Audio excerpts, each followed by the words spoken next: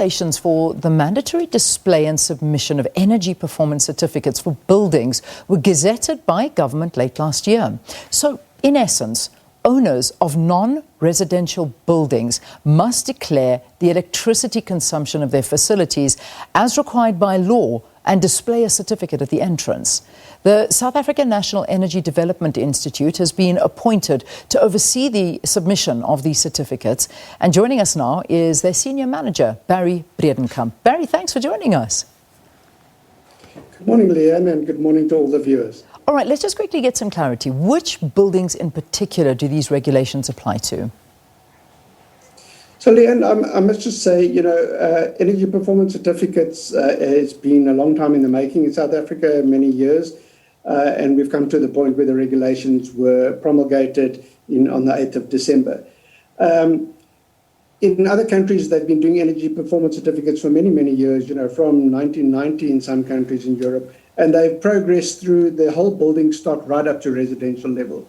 South Africa has decided to start with small steps and introduce a number of buildings, and then we'll progress over time and eventually we'll get right down to residential buildings. But at this stage, in terms of the first regulation that was passed for the next 2 years, the main buildings that need to display this energy performance certificate are all public facilities above 1,000 square meters, and that includes state-owned entities like the SABC, and then all private sector buildings above 2,000 square meters in the categories of offices, and that's the general broad description of offices, places of instruction, which includes universities and larger schools, and then indoor sport and theatrical facilities and entertainment facilities, which are not really applicable at this stage given the current COVID situation. But bearing in mind, these regulations were developed before we faced the pandemic.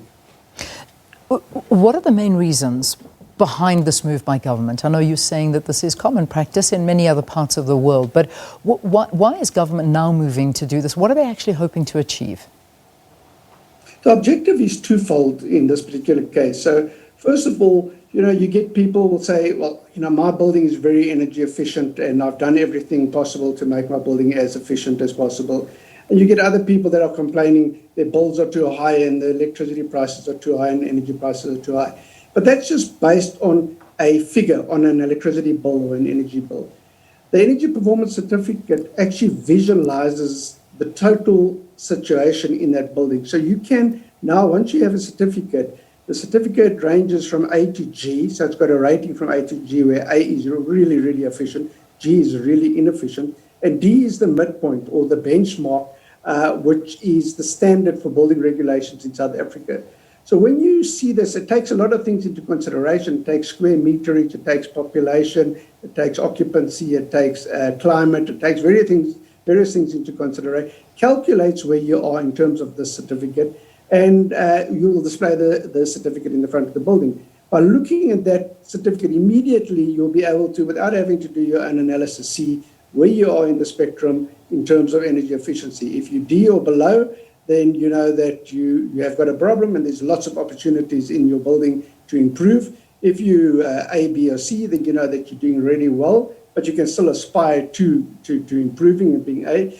So it visually gives you a picture of where you are in relation to the building stock. You can benchmark against other buildings and your competitors and your peers in the same categories of building.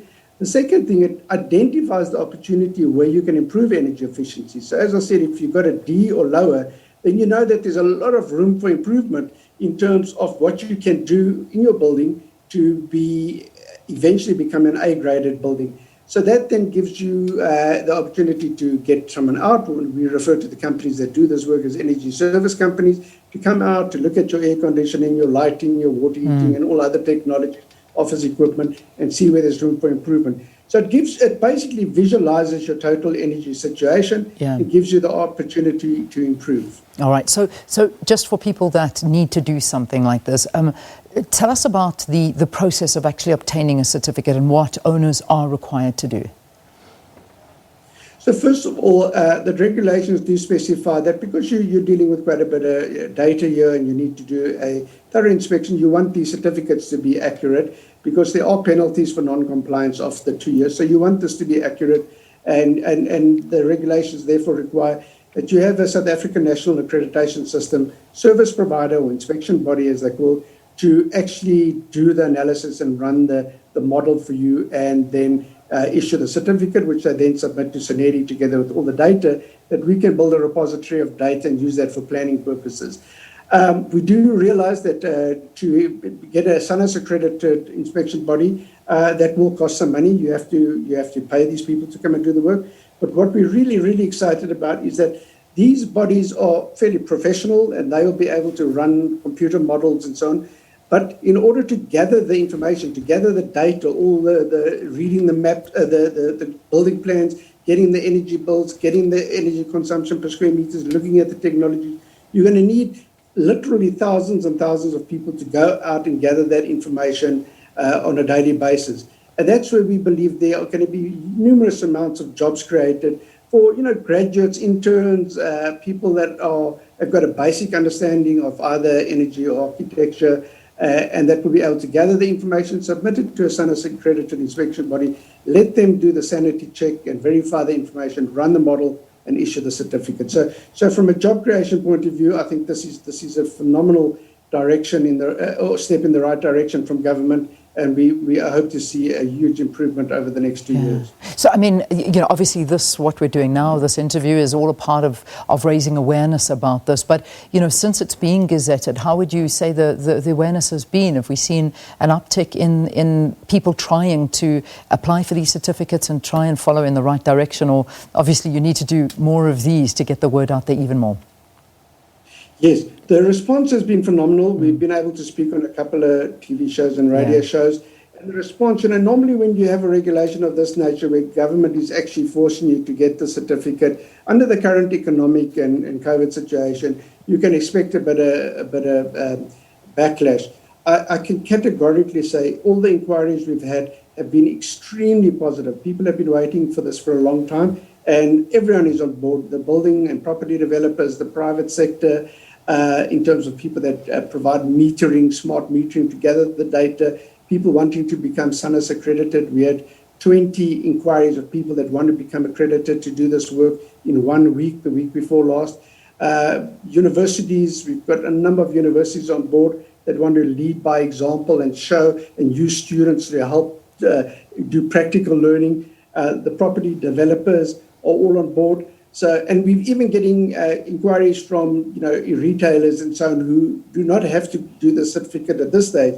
That's saying, this is a good thing to do. We want to display this. We want to show people how we're doing in terms of our competitors. So, what can we do to do it, even though the regulation doesn't require that at this stage? So, the response has been absolutely phenomenal. I can categorically say not one single negative comment or feedback from anyone to date. All right, well, that's good. That's good to hear. That doesn't happen too often, does it? So just a quick one. How long have buildings been given to get the certificate now and to display it? Because I imagine there are repercussions if you do not display the certificate at the entrance of your building. So perhaps we can talk about that, how long buildings have got, and also the repercussions of not having the certificate up. Yes, so there is a 2-year window for people to get their buildings assessed and the certificate displayed. So December 2022, the 7th of December, people in the categories, and that includes the private sector and public sector, need to display their buildings. The certificate itself is valid for a 5-year period. Every 5 years, you need to review it. The regulation does make provision for penalties for non-compliance. The penalties haven't been determined yet because we're right in the beginning. But the regulation is linked to the National Energy Act, which gives the Minister of Mineral Resources and Energy the authority and powers to determine what penalties should be applied at the appropriate time, given the situation and the circumstances. And bearing in mind the economic and other circumstances would obviously be mitigating factors. But there is provision for penalties for non-compliance at the end of the first 2 years. All right, good. Barry, thanks for updating on this one.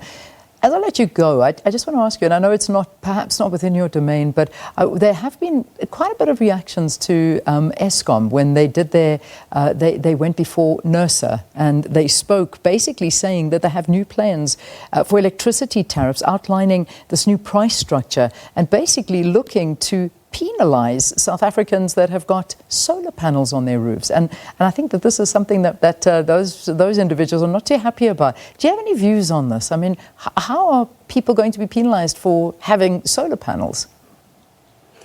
Yes, so this is obviously very contentious right now, and there's a lot of debate, and I'm following a lot of the groups, and you have the pro and the anti voices that are talking about. Basically, the situation is the more people go off-grid, the less revenue there is for the municipalities and Eskom from their sale of electricity. So there's going to be a loss, and one can understand that, but people are doing the right thing and they're moving to renewable energy. So what they're proposing is a fixed charge or a basic charge or a capital charge, whatever they will call it, that will be imposed, that will still ensure that you are part of the bigger system, that you are contributing to the revenue, and that you will remain a customer, if I can call it that, even though you are using renewable energy. Sure. The alternative to that is, and this is also, once again, this is not unusual, this is common practice throughout the world. Our recommendations from SANEDI, as the National Energy Development Institute, is that you have to look at ways of mitigating these extra costs, including the tariff increases that are beyond 10% that are being mooted now. And energy efficiency is the only solution. You have to reduce your consumption, even when you're using renewable energy. So let's say you're putting a 100-watt panel on your roof. If you improve your efficiency in your house, you improve your lighting, you improve your air conditioning, you put a solar water heater, and you do whatever you can from an efficiency point of view, you might be able to reduce that 100-watt panel to a 70-watt panel, which will then make your basic charge that Eskom is mooting or that NERSA is mooting a lot less, and you'll be able to offset that basic charge through the savings on the actual kilowatt hours that are being generated. Yeah. So, I don't want to overemphasize the point, but energy efficiency is something that we can all do and that we all have to do, and it will help mitigate these actions that we're seeing that are popping up all over the show now to offset the revenue losses by the utilities and the municipalities. It's a big conversation, Barry. I don't think we could talk about this in a minute, and I think a lot of people are sort of sitting on the fence waiting to scream out about this one, because I mean you try and put solar panels and do all of those things to mitigate all of the energy losses that we get where there is no electricity, and now we're being penalised for that. But let's not comment. Barry, leave it there. Thank you for being with us. Thank you very much. Absolute pleasure. Absolute pleasure. We'll pick up that conversation. I think we need to look at that one. It's quite an interesting one. That's the end of that one. Let's quickly take a break. We've got headlines.